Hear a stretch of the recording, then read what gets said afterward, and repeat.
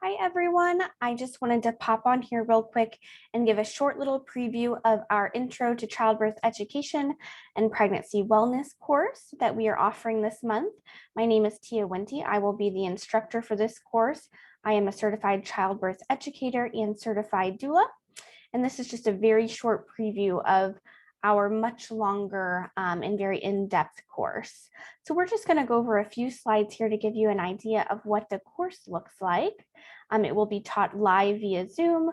We will have plenty of class interaction, and I will always be here on the screen popping in and out of a larger view and a smaller view, depending on if I am showing you slides or showing you my in-person props that I have with me today. So here's just to go ahead and cover a few of those slides to show you what this will look like. We are going to go ahead and forward to here. This course discusses pregnancy wellness. We will go in depth about pregnancy ailments, wellness, nutrition, relaxation, Group B strep, and gestational diabetes, just to name a few of the topics. We do go over quite a bit more than that. And we will go ahead and just start here with our pregnancy ailments, because sometimes pregnancy is no fun. You see here that I have page 11 listed. I will be sending out students an accompanying workbook to follow along with this course in PDF format.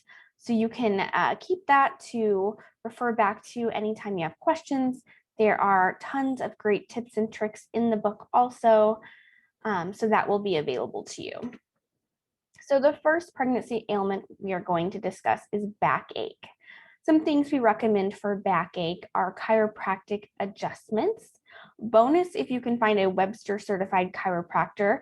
There are quite a few in our area. I do have recommendations if you want to discuss that after class, and they will just sort of help you adjust your pelvis to a good neutral position to help baby align comfortably, reduces your chance of having a posterior baby versus an anterior baby, which we'll talk about later. And having an anterior, occiput anterior baby helps you have a less painful labor, a quicker labor. So we definitely want to encourage that. Some other things you can do to help is the cat-cow position, which is listed here in the circle you can see. It is a position where you are on all fours and you are stretching the lower back, arching and flexing. You want to be very cautious in this position because it can trigger some muscle spasms, but it can also be very helpful if used gently. And there are also some essential oils you can use to relieve backache. My favorites are peppermint and lavender, using coconut oil as a carrier. And you can just rub those on any spots that are bothering you. And they're very relaxing and pain relieving. Another common pregnancy ailment is constipation. And this is very frequent in early pregnancy and then again in the last few weeks. In order to combat the constipation, you're going to want to increase your water and your fiber intake. So you want to be drinking plenty of fluids. That can be water flavored with lemon, as in the picture, lemon and mint, or other fruits. And then different sort of things you can do to increase your fiber are whole grains. They also sell fiber replacements at the pharmacy. Definitely talk to your provider and see what he prefers you to do, but both of those things can work to relieve the constipation.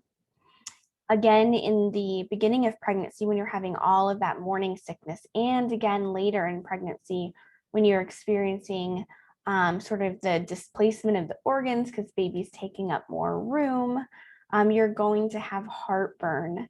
And there are a few things we can do to help improve heartburn naturally.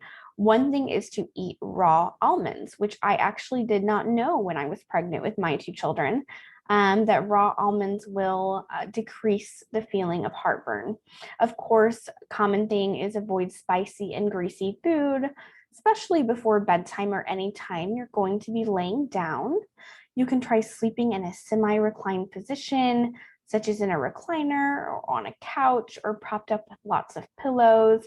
And that's just to avoid if you're laying flat and that acid is coming back up into the esophagus. And you're going to want to stick to small, frequent meals as opposed to larger meals, specifically before bedtime when you're going to be laying down or perhaps before a nap. You don't want to fill your stomach very full because that does increase the chance of heartburn. Hemorrhoids are also a common occurrence in pregnancy, especially towards the end.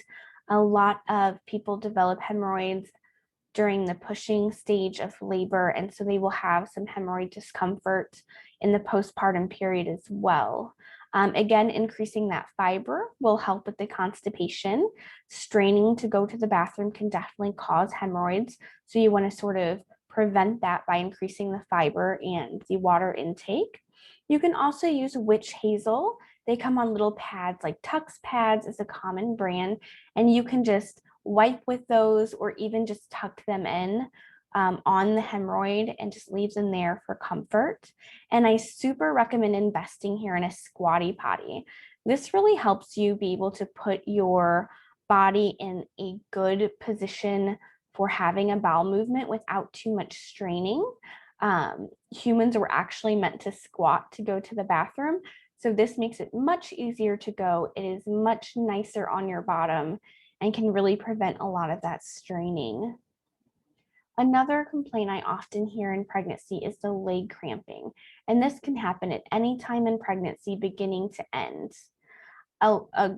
It also includes, increasing that water intake. That you notice will be a big thing throughout your pregnancy, is making sure that you're drinking enough water. Eating bananas can help with the leg cramping. It has a lot of good potassium, which prevents the cramping. And also, if you do get a cramp, go ahead and push the ball of your affected foot towards your body. If you're able to, you can pull it up using your own muscle. So if this is your foot and this is your leg, you're just going to want to pull that up to break out of that cramp. But sometimes you can't use your muscles because the cramping is so intense.